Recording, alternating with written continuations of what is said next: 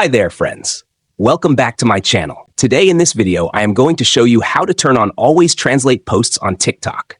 Please consider subscribing to my channel and liking this video. Let's get started, guys. Step 1. First, open the TikTok app and find the home screen menu. Step 2. Now tap on your profile icon on the right side of the screen corner. Step 3. Next, tap on the 3 lines option at the top right of the screen. Step 4. Now, locate the Settings and Privacy option at the bottom of the screen and tap on it. Step 5. Next, scroll down the menu, find the Language option, and tap on it. Step 6. Now, find the Always Translate Posts option. Unfortunately, this is turned off.